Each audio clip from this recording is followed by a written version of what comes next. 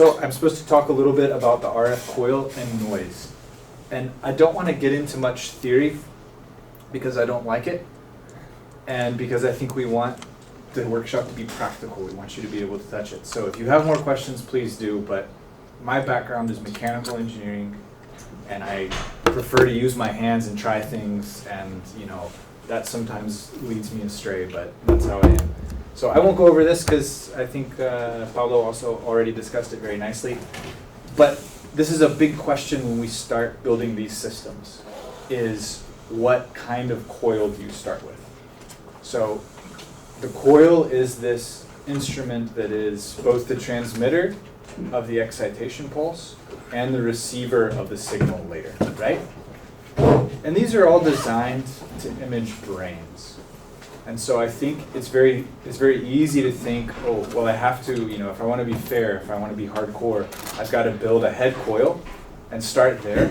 But it's not necessarily a good place to start because there are some disadvantages, which we're going to talk about. So from a practical perspective, we want to start with a very small coil, which you'll see it's in one of these systems right now. Well, here's a big one. So there's a good size, probably 15 centimeter coil. And the disadvantage of this coil is that it has a really large volume. And in order to have good signal to noise properties, we need to fill most of that volume with sample. If we don't, we have a lot of empty space in the coil, and this sort of makes our signal to noise ratio poor. So we need to fill that with a lot of sample if we want to use that coil. And it's good if you have a brain that you're going to fill it with. But the downside is this equation that we discussed earlier, which is relating the frequency of the spins to the magnetic field strength. So if I've got a magnet that has a relatively inhomogeneous field, like we just saw from our measurement device, I know that the bigger my coil is, the more frequencies I need to be able to span in order to excite the sample and read the signal. So if I don't have a really nice uniform field, I'm sort of starting off with a really difficult signal to work with. So I start with a small coil, 5 centimeters. I can fill that really nicely, like you're going to see. Belen found a very nice phantom that at a baby shower, I believe, that we're using, which is really good. And then I can start off sort of in a really good place with my signal to noise ratio. Another important thing is when we start winding our coils, which I believe we're going to do today, right? We want to make sure we leave space between the wires. And I think the rule of thumb is about the same diameter as the wire. We want to leave about a diameter space away or a little more. If you want to look into RF coils, how to build RF coils, there was a researcher, I don't know if he's still alive, but his name is David Holt. You know David Holt? He did some of the foundational work on RF coils for MRI. And it's back even, I think, in the 50s and the 60s, all the way through to the 2000s. But it's the best place to start because he starts absolutely with the basics. And the basics are still very true. And I think with all of the advances in electronics that we have, it's easy to try to jump into something really complicated to begin with. But you really need to start from the beginning, where it all started, so that you can understand how to grow with the technology as well. So we're going to build very basic coils. I still build basic coils. I haven't reached a level where I'm ready to get complicated. And we stick with this very simple construction. It's a solenoid. This represents the little wire diameters. So we're going to start very small.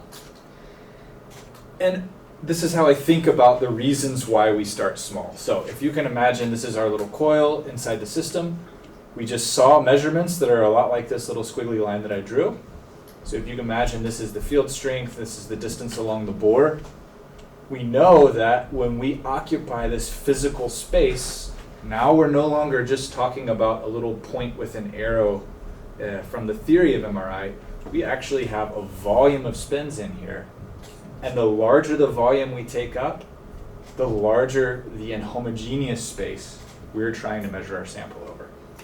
And that matters because of the only equation in the world that I can still calculate and remember what it is, I love this about MRI, is that our frequency relates to the magnetic field. And if we have a large bandwidth of magnetic field, we're going to have a large bandwidth of frequency. And that's a two-edged sword, because that means we have to both excite that bandwidth of frequencies. So the amount of energy that we need in our RF pulses has to be different. We have to have a pulse that has a really large bandwidth, but we also have to provide enough power in that pulse in order to excite these frequencies. And then we also have to measure all of these frequencies on the other side after we stop exciting. And what we often want is what's called a high Q coil. So a high Q means it's a high quality factor. It's a coil that's very sensitive. And the relationship between the bandwidth of a sensor or an antenna and the sensitivity of the antenna is usually inversely proportional. So the more sensitive you get, the tighter the bandwidth you cover. So if we have this really large bandwidth that we have to cover, our coil is going to have to be really insensitive in order to transmit that signal and also receive that signal. So this is one of the reasons why when we're just getting started, we pick a very small coil, and it's okay. It's not because we're not hardcore. It's just it makes practical sense, and that's what we're going to do. Later, what we have to do, once we kind of get our hands around how to get this spin echo, then we need to go work on the magnetic field, which is, I think, what all of us are going to end up doing probably next in this process, is figure out how to shim this field so that we can start increasing our coil size without sacrificing a lot of quality factor on the RF side. So that's sort of the process for building up the technology here. Does that make sense? Okay. A lot of you people are probably electrical engineers and you know way better than about what I just said, but this is how I view it at least. All right, and so then we come to our actual phantom as well, which you'll see. So once we put a phantom in here, now we're really choosing the space that we are wanting to generate our signal and receive our signal. And this is also why it's important to fill the coil. I usually think of about 80% full is a good size phantom for the coil, because if our phantom is sticking out of the coil, obviously we can't excite that signal. And we might excite it a little bit and it'll kind of fold back into the image and it'll look very strange in our signal.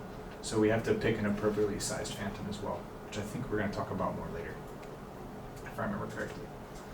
So this is sort of, in practical terms, how we generate the signal and how we choose this initial coil. But really the name of the game in MRI is signal to noise ratio. And I think once we start imaging tissues, we start thinking maybe more about contrast to noise ratio. But at the start, it's all about signal to noise ratio. So the way that I see signal to noise ratio, I think there's lots of ways people calculate this, but basically it's the power of our signal divided by the power of our noise. And this is something that we're going to demonstrate a little bit later, right by then, how we can look at these two different things. And if you want to think more technically, if you want to actually calculate this, we're looking at maybe the RMS voltage of the noise signal versus the RMS voltage of the actual signal. And it's a good idea to calculate this over the bandwidth that we are interested in. Because of course, if we look outside of our coil sensitivity, the noise maybe doesn't look quite as important. All right. Just in case you're not used to the idea of SNR, maybe everybody is, but here's some examples of how SNR affects an image. So if we just look at this little band, this is from Wikipedia, by the way, so pretty good source of information, even though it doesn't talk back. If we look at this little band right here, this is the intensity of the pixel values here. So we see that, where there's the black screen, we've got basically no intensity, and then we've got some different intensities along this hair. It goes back down. And this is a really good SNR, right? We can see it in the image. It's a very clear image. And then if we consider all the way over here, we've got this blue signal, which is really a lot of random noise over our signal. It becomes very difficult to distinguish the fine characteristics of this image. But this workshop is not really about this, but I think it's important since we're talking about low field. In terms of being able to tell what this image is about, there's really not a huge difference between this one and this one in terms of the information that you get out of it, right? This is nicer to look at, but if I asked you, what this image is of, probably even up into this SNR, you can tell me it's like the bust of a statue, right? And this is sort of the motivation behind this low field MRI, is that we're paying $3 million for this, but perhaps we can diagnose most things with this for a couple $100,000. And why not have this technology existing too? That's the idea. So, when we talk about signal, of course, noise is an important component. There's only two ways to improve your signal to noise ratio. You can increase your signal or you can reduce your noise. It's really that simple. We have to know where our noise is coming from, right? So here's the nice OC1 scanner, which actually I thought mine was the OC1 scanner, but I guess this is the OC retired scanner, and now that's the OC1 scanner. So this is the OC1 scanner. And the first noise source is just stray RF. Everything produces radio frequency noise, and a lot of it, which I'm sure everybody who's worked in this lab knows, right? I think I heard discussions about moving from one floor to here, and everyone was concerned about whether the noise was going to be better or worse, and these things happen, you know. If we change rooms again, the noise will change. So we have to understand how to deal with this. And the simplest method is to shield it. I think there's been a lot of really interesting recent work on active noise cancellation. Somebody asked about, you know, how electronics, modern electronics has affected this. I think it was you, has affected this field. And I think computational power has made a huge impact as well, because now we can measure all of these signals and use a machine learning algorithm to very quickly try to reduce the noise.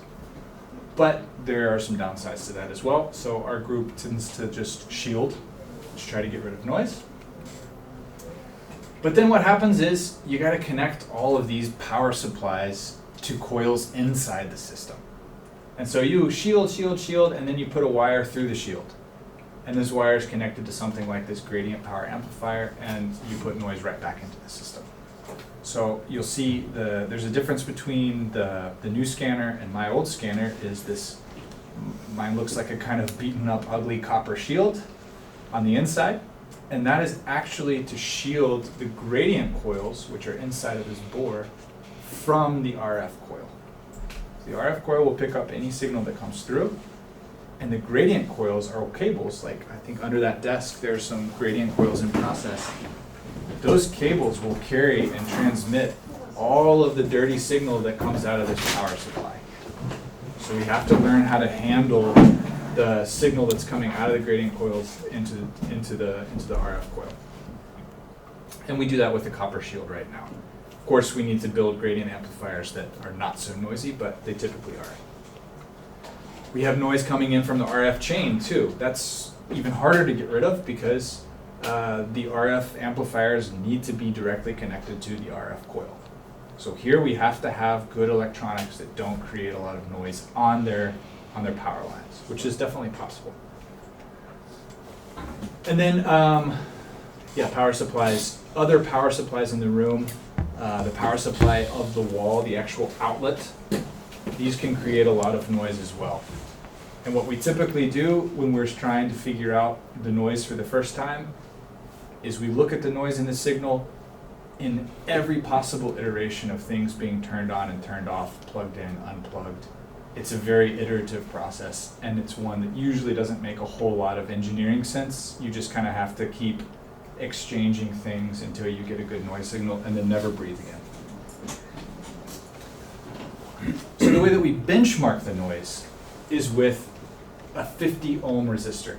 We're going to talk about tuning and matching here in a second. I think you're also going to have some experience trying to do this for yourself, which Belen and I were doing all morning long, so it's a frustrating process that's fun to learn. But basically what we do is we have this radio frequency coil. The coil itself, it has wire, it has capacitors, it's like a big inductor, and so it's an RCL circuit, resistive capacitive inductive circuit, right? And it's going to have some impedance. And the impedance can be matched to a common impedance across all electronics. For this type of work, we choose 50 ohm impedance. I don't remember why, but there was a logical reason. If someone remembers, maybe we can talk about it later. But the idea is that when we transmit power between electronics, if the impedance matches between the electronics, then the power that gets transmitted doesn't reflect back. It's kind of like, and you can think of waves on an ocean. If you have two waves that come together and they are of a different frequency, you're going to get some choppiness where they hit each other. Or if a wave hits a wall, it's going to bounce back, right?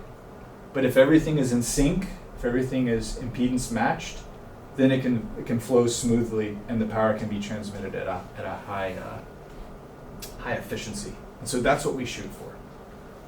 It's a little easier at low frequency, so we don't have to be exactly 50 ohms, but it is helpful to be matched. And it allows us, we have these 50 ohm loads that are just resistive loads with a BNC connector, and this represents the gold standard of noise that we can possibly achieve. So what we do is we plug in this little 50 ohm resistor to the end of our cable, and we measure its noise properties. And we'll never be able to build a coil that has lower noise than the resistor. So then we plug in our coil, and we measure its noise properties, and we can compare the two. We often talk about our noise levels in relation to the 50 ohm load. So I'm 10 times 50 ohm noise, or 20 times 50 ohm noise. Today we were measuring around around twice 50 ohm noise, 2 or 3 times. And to do imaging, you need to be less than 2 times 50 ohm noise in general. I think the good systems achieve like 1.5 times 50 ohm. Yeah. Does this being 50 ohm in particular kind of limit your ability to tune the coil to a specific bandwidth? That's a really good lead-in question for our practical session. No, I don't think so. The tuning is separate from the matching to 50 ohms. So we design a circuit, which I don't have up here, but I'm sure Belen has it. She's going to go over all the theory, so I don't want to jump in. But we design a circuit to sort of separate the two ideas. They affect each other, but they're still more or less separated.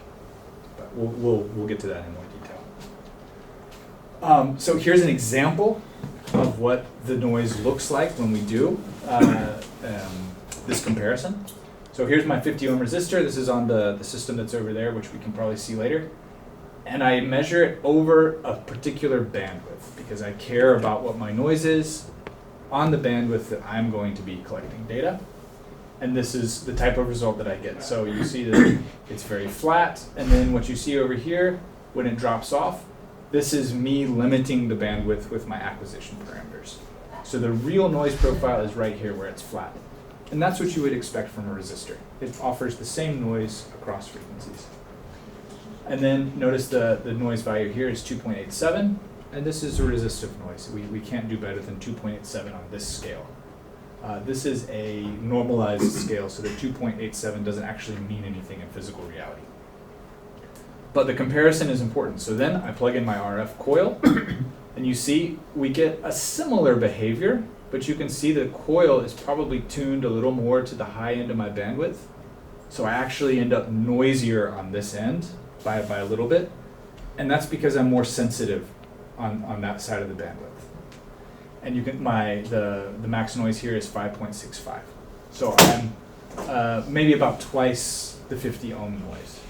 And actually, this is really quite good considering the limited amount of shielding that we have in the system right now. So we were very pleased to get this. This is just from today, actually. I had some old ones, but I put these in. So this is how we start to compare things. The first time we plugged it in, this number was 60, and we knew we had a problem. But this is how you find those problems, and you start unplugging things, plugging things, and